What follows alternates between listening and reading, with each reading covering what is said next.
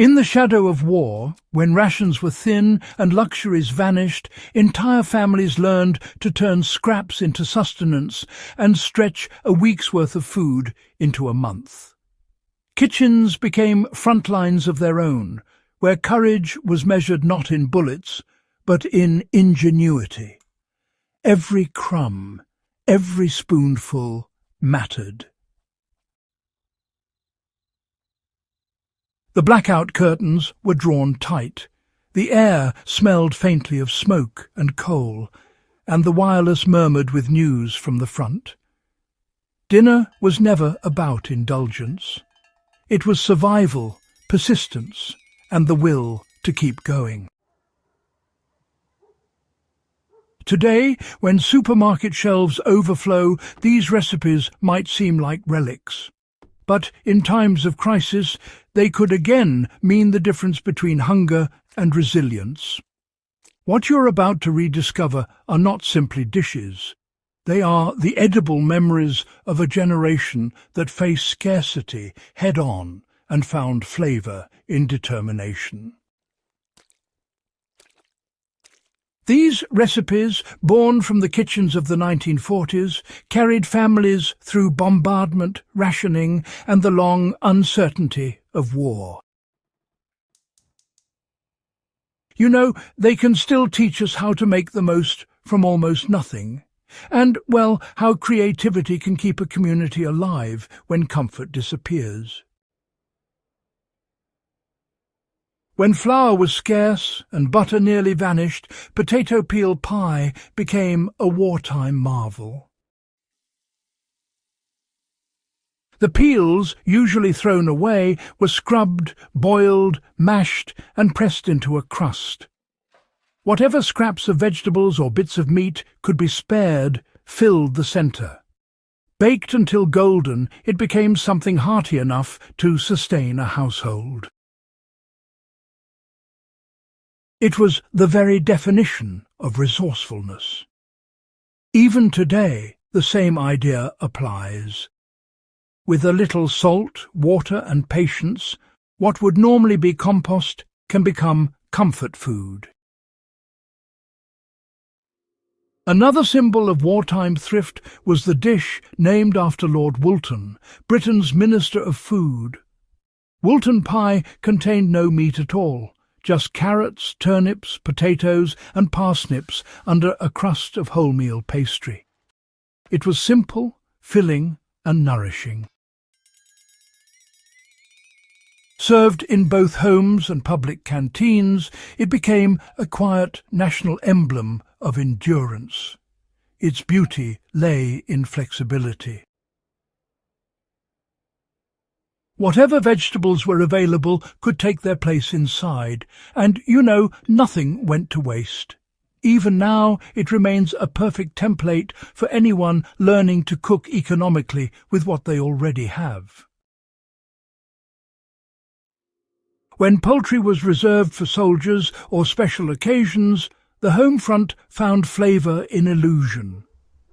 One of the most ingenious creations was mock goose, a layered casserole of potatoes and onions brushed with sage and drippings to mimic the taste of roast goose. Its secret was seasoning. A handful of herbs could transform the ordinary into the memorable. It was proof that taste depended less on abundance than on imagination, a lesson still worth remembering in uncertain times. Sugar was rationed so strictly that, well, sweetness became almost mythical. Carrot marmalade was one of the few ways families could enjoy a treat without spending their precious sugar coupons. Boiled carrots were mashed and blended with citrus zest, producing a bright golden preserve that spread easily on the coarse national loaf. It delivered vitamins as well as morale.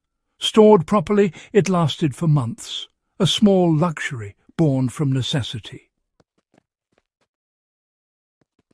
The national loaf itself was, well, another wartime icon.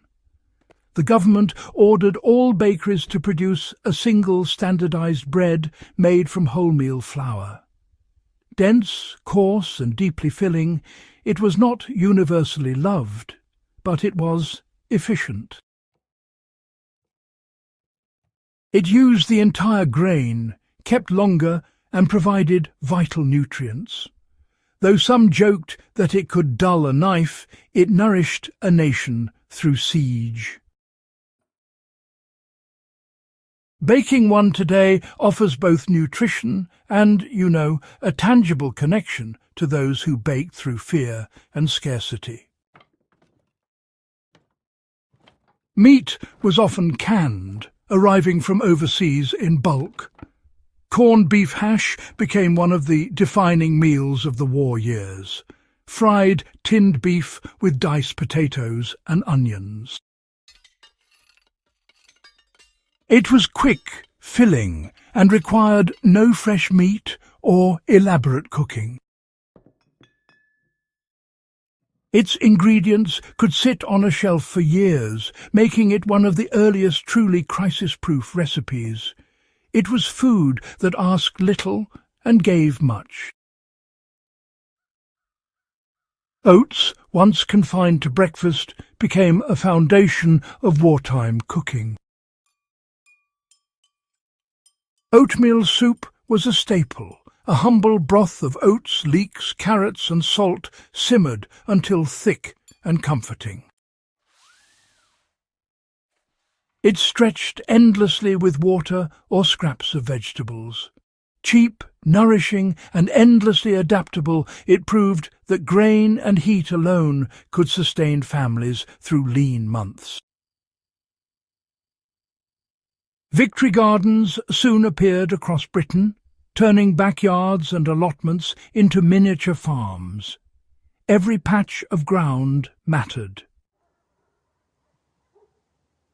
Families grew cabbage, beans, kale and turnips, often eating them the same day they were pulled from the soil. The garden stew that followed had no fixed recipe. Whatever was ripe went into the pot. The result was an ever-changing meal that tasted of effort, season and community. Eggs were quite precious back then, often reserved for hospitals or the little ones. Bakers, you see, had to get creative and learn to whip up cakes that rose without them. Vinegar, baking soda and mashed fruit stepped in to take their place. Now, the chocolate version, made with just a spoonful of cocoa, was truly a triumph of invention. Even in times of austerity, folks found ways to celebrate, didn't they? That spirit of creativity lives on today in eggless and dairy-free baking. It's a direct inheritance from the 1940s, really. Fresh cream, impossible to find, was replaced with a clever mixture known as mock cream. Flour, margarine, milk and sugar were whipped together until smooth. It lacked the richness of real dairy, but looked convincing enough to fill a sponge cake or top a pudding. It was culinary make-believe that kept spirits high. Dried peas, cheap and abundant, offered both protein and comfort. Pea soup, simmered until it became thick and smooth, appeared on countless tables. If someone managed to get a ham bone or even a hint of bacon rind, the result was a feast. If not, it was still warm, filling and dependable. Dried peas could be stored for years, making them a cornerstone of wartime resilience. When trade routes faltered and spices became rare, the few that remained transformed humble vegetables into something extraordinary. Root vegetable curry, made with potatoes, parsnips and carrots simmered in curry powder and onions, brought colour and warmth into otherwise grey days. It was a taste of faraway lands when travel was impossible, a small reminder of normalcy in abnormal times. These recipes are more than instructions. They are survival manuals written in the language of food, composed by people who refuse to surrender to hunger or despair. They show that scarcity can sharpen the mind, that endurance can live in the kitchen as surely as on the battlefield. They prove that knowledge, how to cook, preserve and adapt, is the ingredient that keeps humanity alive when the shelves go empty. If those wartime kitchens could speak, they would tell you that resilience is as essential as flour or salt. They would remind you that in every age of crisis, the difference between hardship and hope is what you know and how you use it. The people who lived through the ration years turned necessity into nourishment and scarcity into strength. Their recipes fed a generation through one of history's darkest chapters, and if learned again, they might feed you through the next one.